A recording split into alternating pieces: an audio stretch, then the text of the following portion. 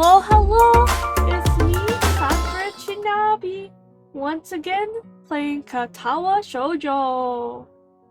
Last time we left off, we were going to the grocery store with Lily. We bumped into Rin and looked very confused and lost. And then we went back to the academy where Rin was like, "Leave me to my painting. Leave me!" And we left her. And now this is where we are, so let's just jump right into it. We also were going to class, and then now we have the option to go to town or go to the library, which we are going to go to town to see Lily. So let us do that. Following Hanako to the library seems a bit intrusive. There was a reason she left the classroom after all. That aside, I do want to catch up with Lily, at the very least. I'd like to thank her for looking out for me despite her other obviously taxing duties.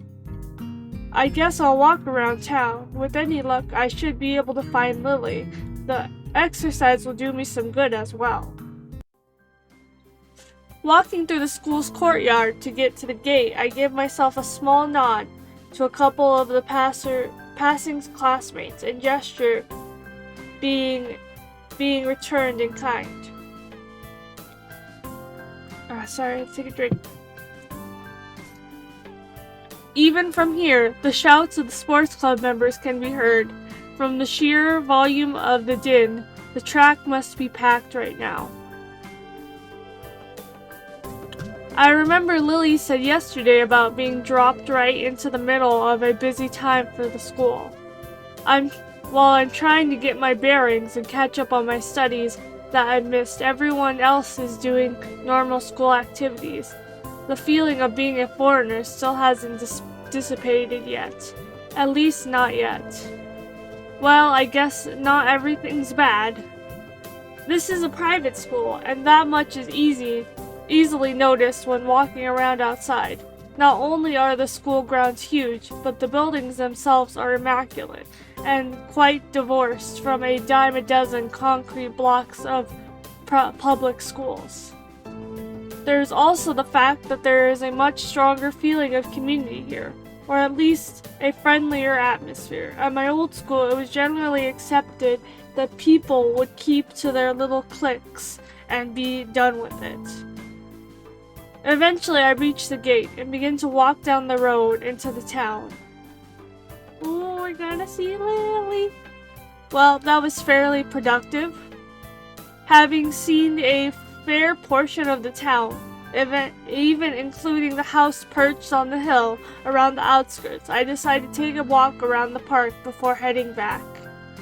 Living in the city all made my life. The total lack of smartly dressed businessman and the fashionable dress girl strikes me as incredibly unusual. All that's to be seen are the odd elderly person shuffling along the sidewalk and assorted busy chanting pairs of middle-aged women outside of the storefronts. Walking alongside the road to the park quickly distracts me from them, though making me realize that I perhaps pushed myself further than I should have done to see as much as I could. My breath begins to wheeze, and my chest tightens more and more. I give up on the prospects of soldiering on. After a quick glance around the park as I enter, I take a seat on a wooden old bench that I notice near a couple of vending machines. For a minute, I end up sitting with my head bent over, forcing myself to take deep breaths. I feel more like an old man than a teenager who should be in the prime of his life. The stay in the hospital, the surgery, and the medication must be taking their toll on me. Damn it. Eventually, my breathing returns to normal, and the muscles in my chest loosen, not without a fair measure of relief. I guess this means the end of my little saunter through, in any case. There's a cafe on the far corner, so I stop by to quench my thirst before heading back. A little bell above the door signals my arrival to the empty counter. A few moments, I stand there waiting, my eyes every now and again, drifting from one end of the counter to the other, searching for a service bell. Eventually, a door some ways behind the counter opens. The person emerges from it, taking me by complete surprise. Yuko? I had no idea you worked here. I really have no idea how to address her either, given that she's technically school staff as well. Apparently a waitress. Yeah, She quickly paces up the counter before flinging her upper half downwards in an overstretched bow. Welcome to Shanghai. May I take your order? Straight down to business, I see. I don't know. Well, some coffee, please. Yes, certainly. I'll make it right away and bring it to you when it's done. Thanks. Yuko's formality takes me aback. She seems to be taking her job very seriously. Obeying her instructions, I turn around and quickly glance around for a free table. Considering the cafe seems to be empty, this is a simple task to accomplish. As I walk towards a table adjacent to the window, I notice a flash of yellow around one of the table dividers. Oh no, someone pee-peed. Sure, no, I joked. Sure enough, one more glance is needed to assert that is a certain Satao at the table. That said, I don't recognize the suited figure across the table from her.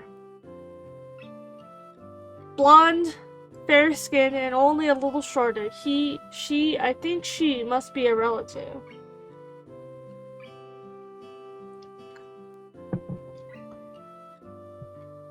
Since the two are all but silent, as the suited figure takes a swig of a cup of coffee, I decide to greet Lily. Some part of my coming here was in order to meet her after all. Hi, Lily. Hello. Yeah, nice to see you again. The suited girl looks up, now noticing my uniform with a relaxed smile. Know each other? I guess. It's a good approximation of our relationship as I can think of. Care to take a seat? She says this to the air beside me, but the message is clear enough, and I take a seat beside her. I suppose some introductions might be in order. Hisao, this is Akira. Satao, my older sister. Akira, this is Hisao Nakai, another Yamaku student. Looking like the guess was correct, the newly introduced Akira gives me a nod, which I return. What I don't return, however, is my almost analytical gaze with which she looks me over. As she does, Yuko walks up to the table and carefully places the coffee on the table before bowing and taking her leave. Gently bringing my hand to the side of the cup, I realize that I already just the temperature to drink. After a sip, the flavor turns out to be just as good as the temperature. Yuko seems a lot better at this than being a librarian. I take a good long drink before relaxing into the seat. It takes me a mere seconds for Akira examination to come to an end. Apparently becoming quickly bored with the activity, she turns to her sister. So, how's school recently? It seems Akira is entirely unconcerned with someone she doesn't know at all listening to everything they say.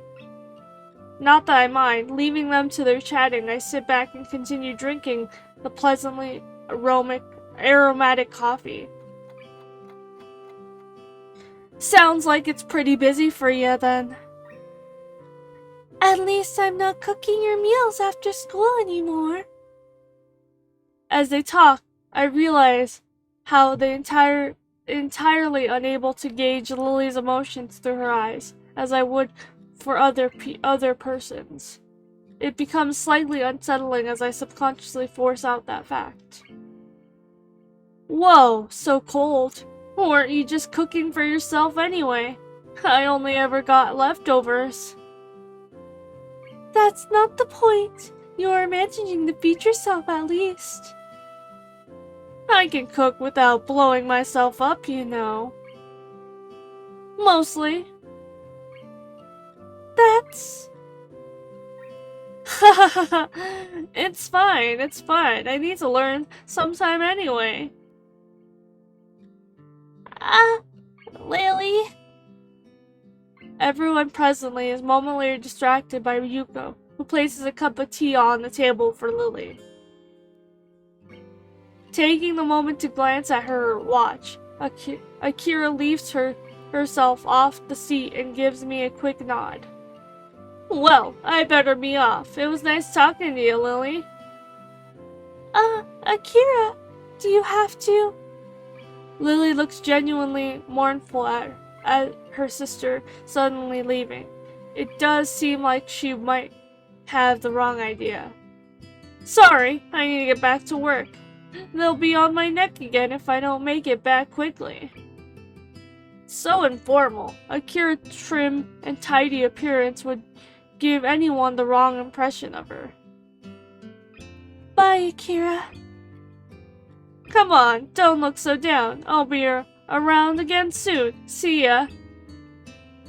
With that, she waltzes out of Shanghai with her hand held high. Lily still looks pretty depressed, so I try to make some small talk in an effort to take her mind off of it. She seems nice. We used to live together, but now that I live at the school, we hardly ever see each other. Despite Lily having been quite affable, I still don't really know much about her. In hindsight, it's surprising just how much she's extracted from me, really. You used to live together. Was it somewhere around here? It was pretty far south, so a trip into Yamaku was fairly long. With her working hours getting longer, and Yamaku being so far away, there was little choice in the end to move into the dormitories. Well, that explains the chatter about cooking. Evidently, regaining her composure, she livens back up, at least in part. I take it you better rested now. Sorry? You seem less exhausted than you did when you first came in. To be able to pick up my breathing like that, she must have pretty good ears. Yeah, I ended up walking all over town despite not only taking a short walk down here. Reminding me of my thirst for the walk, I lean forward and take a sip. Without further ado, Lily starts on her teacup of a strong-smelling tea. I guess I better get going back to Yamaku. There's only so long I could study for, and I want to get a good night's sleep before the festival. Standing from my seat, I take the coffee-stained cup from the table. You're leaving? Yeah. You going to head back as well? It's kinda getting late. For a moment she pauses before lifting her face over her teacup as if she was to look at me.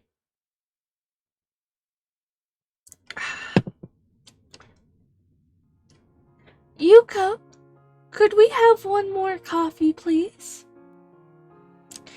Okay, I'll bring it right away. That's not subtle.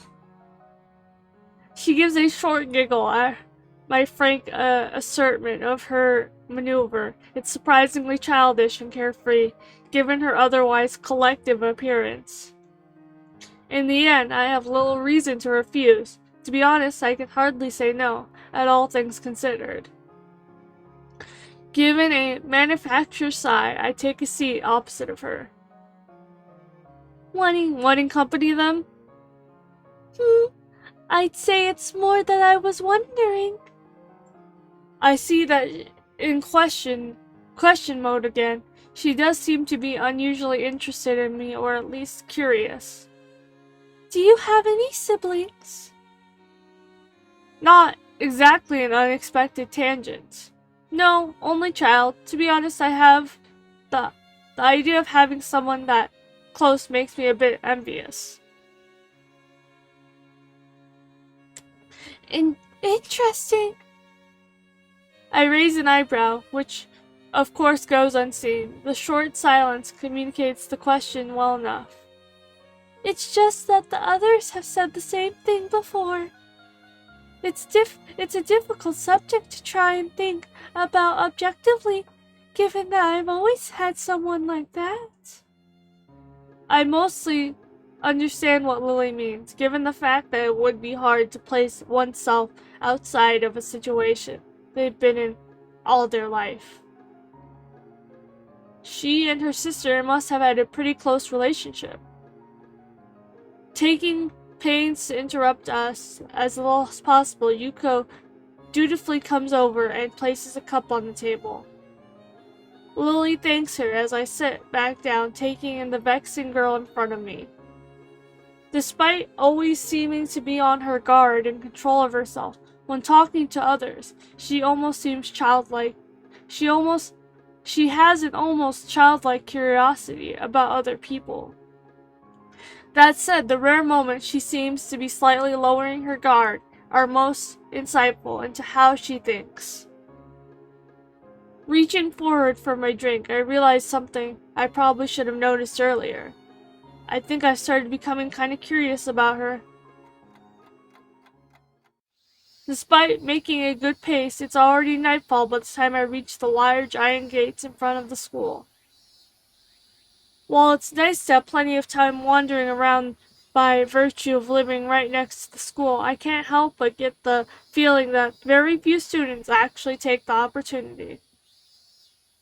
Compared to the number of students I see milling around on campus during free time, it's startlingly rare to see anyone around town.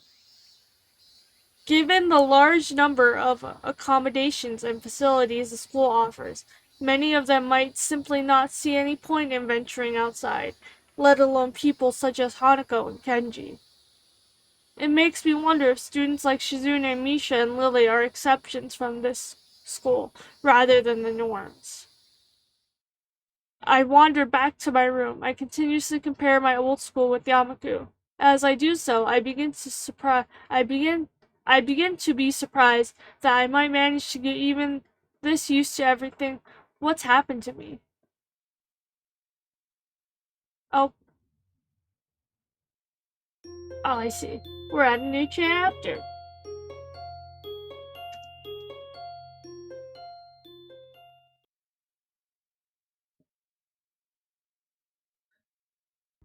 The next day, I finally feel a little lightheaded.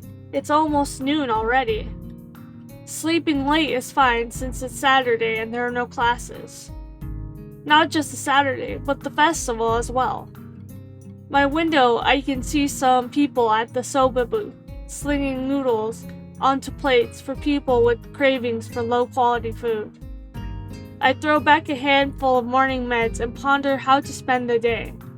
There will be a few exams in the coming week, but I consider those ominous as well as others, so I don't worry as about them as I probably should.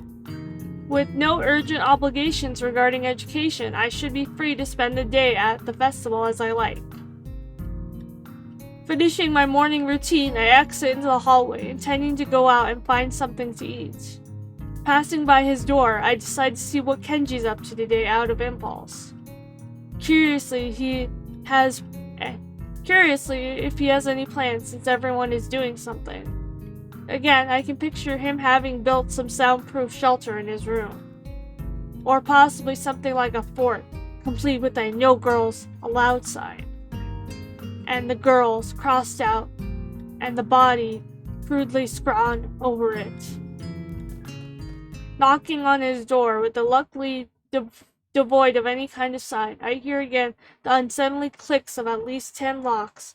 Pull back. The door opens with a crack. Who is it? You're supposed to ask this before you open the door. Oh, it's you. Damn, it's early. It's not really that early. What? What is it, man? Nothing. Was just going to ask you what you were going to do today. Half the school's out there already. Out? Where? Why? What? What is today special? Why are they there? Who are you? I can hear them. It's loud. Don't tell me. Has the invasion begun? He suddenly looks more alarmed. What day is it, man? Yeah, I guess you can't see the big wooden booths outside, and people are selling stuff. What the hell are you talking about? I have no curtains. I have my curtains closed at all times to thwart the snipers. It's the festival. You know that, right? Oh, shit, that's today? Ah, damn. Damn it. I can't believe I forgot. I don't have my fort finished yet. This is bad. This is going to be a very bad day. It's good you told me this, man. This is going to be a very bad day. Why? Oh man, they're going to be everywhere. The people outside my window, socializing. Kenji rubs his temples nervously, suddenly looking very ill. It's going to be loud as hell. Damn, I was going to go out today, but now it's ruined. Everything is ruined. This is awful. This sucks. This sucks. What the hell? This really sucks. I can't go anywhere now. There's nowhere to run. Kenji seems nervous. You could even say he's majorly freaking out. I can't believe this. So that's what today was. Damn, and I couldn't even prepare for it. I couldn't even brace myself, and now it's here, and now I can't do anything. You should have told me this earlier, dude. I mean, at least I know, but I could have known earlier. Imagine what I could have accomplished. Sorry, I thought you knew. I guess you're not going to do anything today? The weather is good. Yesterday was really windy, so I thought today would be cold. If not, though, so no reason to just stay inside. Yeah, you should check out the festival. Kenji groans and covers his face with his hand.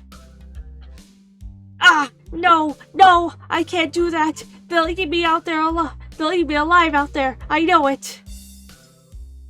That has to be a joke, but he says it with such a straight face, relatively straight.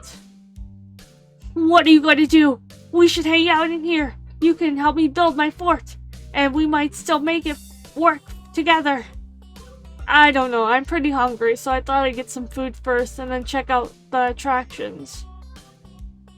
Your class project seems pretty cool, and I gave a handout with it, so I want to see it at least once and chat with Lily, I guess. Speaking of that, you don't have any obligations for the project? Are you out of your mind?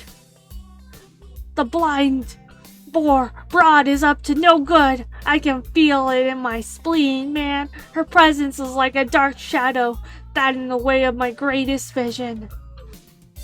As expected of blind people. I can't hold a straight face. I'm gonna laugh. Why, Kenji? Why? What? Besides, I thought you were also... He holds up his hand to interrupt me. Only legally. Metaphorically, I can see further than any man before me has seen. Kenji looks stoically into the metaphorical distance to emphasize the statement, thrusting his chin forward to look manlier. Actually, it makes the corridor walls 2 meters away look all the same. I can see the future of mankind. It's dark one unless the threat of women is stifled. There are everywhere. His fingers his scarf nervously fast and faster as he's trying to start a fire, then slowly begins to calm down and once the panic attack finishes, runs its course. I'm going to have to find some place to hide, a safe haven, and then knock the lights out of myself so I don't have to experience the horror of this horrible day. I have a perfect thing for that. I must prepare now. Don't go to the festival. Okay. Later, dude. The door slowly closes with a low creak, and I don't know how to feel about what Kenji just said. Alright, I think this is a good place to stop. Thank you for watching. If you liked the video, please like, comment, and subscribe. And also ring the bell for more notifications. Anyway, Bakas, stay stinky.